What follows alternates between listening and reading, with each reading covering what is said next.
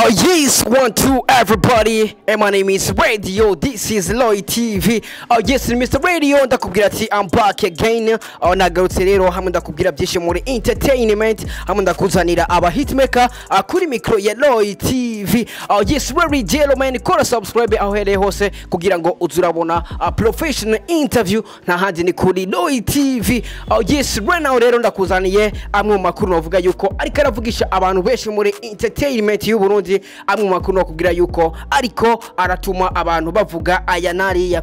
Yes, ni L0VE cyangwa se la vache originale, bivana nuko ubushaka kumwitwa. Ni L0VE nakubwira yuko asanzwe ari umwe mu baririmbyi b'u Burundi bakomeye cyane, ari umwe mu baririmbyi nakubwira yuko banditse amateka menshi cyane, ni umwe mu baririmbyi nakubwira yuko bafise indirimbo zariye hiti, indirimbo zamenyekanye muri entertainment y'u Burundi, haba mu Rwanda, muri Tanzania no mu bindi bihugu bigiye bitandukanye. Ni L0VE nakubwira yuko asanzwe afise umufasha azwi ku izina rya Nilna. Ndibaza nimba ukurikirana entertainment y'u Burundi, couple ya L0VE na Nilna nakubwira yuko nimwe mu makouple akunze kuvugisha abantu benshi cyane. Ati nimwe muri couple zikunze kuvugisha abantu be cyane.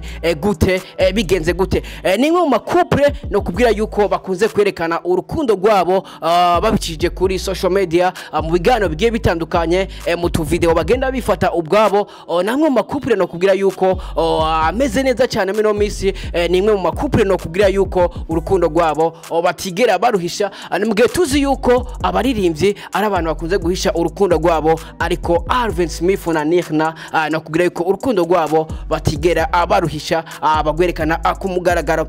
Ni L0VE rero nakubwira yuko atameranye neza n'umusore w'umuraperi azwi ku izina rya L0VE the Cation Boy, umwe mu barapa nakubwira yuko bakomeye cyane ngaha muri entertainment y'u Burundi, umwe mu baraperi nakubwira yuko bubatse amateka muri hip hop y'u Burundi. Ni L0VE cyangwa se Kamirigado kuva mu Kanyosha ikensiri akubwira ati master subirangana. Yes, ni L0VE na L0VE nakubwira yuko bariko baraterana amajambo, nakubwira yuko batameranye neza muri no mwanya tuvugana. Ati rero ntibamenyanye neza, abigenze gute byaciye? Ni L0VE rero nakubwira yuko yababajwe namwe mu majambo L0VE yavugiye mu kiganiro yakoranye na Landry Promoter kuri Hit Top TV. Ni kiganiro rero L0VE aho yavuze amajambo menshi cyane akomeye, aho yavuze amajambo nakubwira yuko afise bamwe akorako. Ni L0VE rero akunze gukora ibiganiro akubwira ati ni jewe master, ni jewe king muri hip hop y'u Burundi, ni je kabisa ndabayoboye. Ni L0VE rero aho yavuze amwe mu majambo navuga yuko L0VE atashoboye kwihanganira, ari yatumye L0VE nawe agira icavuze. Ni L0VE rero aho yavuze amajambo, aho yavuze kuri couple ya L0VE na Nilna, aho yavuze yuko bitari bikwiye yuko L0VE yerekana umukunzi wiwe mu biganiro bigiye bitandukanye, kunze kumwerekana cyane, aho yavuze ati nta mugore mwiza afise na twebwe tudafise, aho yavuze ati nazane uwo mugore we mwiza afise nanjye nzane gwanje. Aho wumva ko L0VE nawe yavuze ati bana nanjye umukunzi wanje ameze fresh sana, ati nazane nanjye nzane kugira ngo ibintu bigende fresh sana. Yes, n'amagambo rero L0VE yavugiye mu kiganiro yakoreye kuri Hit Top TV nkuko natangwe ndabikubwira. Namwe rero mu majambo nakubwira yuko L0VE nawe amaze kuraba ico kiganiro, namwe mu majambo atihanganiye na gatoya. Reka rero ndakubwire amwe mu majambo L0VE nawe yahise avuga bivuye ku majambo L0VE yavugiye kuri Hit Top TV mu kiganiro yakoranye na Landry Promoter. Yes, ndakubwira yuko rero n'abasore navuga yuko basanzwe bakora umudiho usa nkaho ugenda gusa. Ugiye kuraba L0VE n'umwe mu baraperi, ushaka kuramwita umuraperi cyangwa se ukamwita umukomedie, bivana nuko uba ushaka kumwitwa. Ariko rero na L0VE iyo bishobotse ashobora no guhibongoza. Navuga yuko rero L0VE na L0VE ndakubwira yuko bose araba hip hop man. Si L0VE si L0VE, bose basanzwe bakora uwo mudiho wa hip hop. Mbega iyi entertainment y'u Burundi biriko biragenda gute? Biriko biraherera hehe? Ko mbona ugwanko rugenda rugwira mu baririmbyi, aho kugira ngo bakundane, kugira ngo umuziki bawuteze imbere. Ariko namwe rero mu bikorwa byabo bigenda vyerekana yuko batariko barahuza na gatoya. Yes, ni Alvin Smith rero amaze kubona ico kiganiro L0VE yakoreye kuri Hit Top TV agikoresheje na Landry Promoter. Ni Alvin Smith rero yaciye asimbira ku mbuga ziwe aho yaciye yandika ati unyumvirize neza aya majambo Alvin Smith uyanditse kugira ngo wumve yuko Alvin Smith na L0VE muri no mwanya abatariko baracana uwaka habe na gatoya. Alvin Smith rero yaciye asimbira ku rubuga rwiwe aho yanditse ati nta mugore yoronka asa nuwanje naje kuryama hama uraza andakwereke amakontra asinya ajewe y'ama concert n'amahera baba bampaye acatekereza izo rap zanyu onizo ozituma mudatera imbere ni muhindure. Landry Promoter kwani kuoneshe kontra mi na sinyaka uone franga anatumikiaka uyo naye atabakia anaishi kwabo mpaka mu 40. Yes, ni Alvin Smith rero yavuze yuko L0VE azoguma abiwabo paka imyaka 40. Namwe majambo rero Alvin Smith yaciye yandika ku rubuga rwiwe aho ugerekanye yuko atanegerejwe. Namwe majambo L0VE yavugiye mu kiganiro akena Landry Promoter aho yavuze ati naje kuryama jewe nkorera amafaranga menshi uraza ndakwereke kontra jewe sinya n'amafaranga babampaye mu makonseri hama uwo nawe acaja kuryama. Aho rero ubona yuko ari ibintu novuga yuko biriko birekana yuko L0VE na Alvin Smith muri no misi batameranye neza cyane. Aho ubona ko yavuze yuko hip hop zituma badatera imbere, aho yavuze ati nibahindure bakore R&B bahogoze. Turazi yuko rero abarimvye bakunze guhogoza n'abarimvye usanga bakunze n'abakobwa benshi cyane, aho ubona yuko Alvin Smith yavuze ati nibahindure style bakore bahibongoze nk'aba L0VE bahibongoze nk'aba L0VE bahibongoze nk'aba D1 kugira ngo ibintu bigende fresh sana. Yes, namwe rero mu majambo navuga yuko ari karatuma abantu bavuga aya nariya, aho ubona yuko L0VE na Alvin Smith muri no misi batameranye neza cyane. Ariko rero kugera mu no mwanya tuvugana ni L0VE no kubwira yuko atakintu na kimwe aratangaza bivanye niyo post Alvin Smith yanditse abicije ku rubuga wiwe.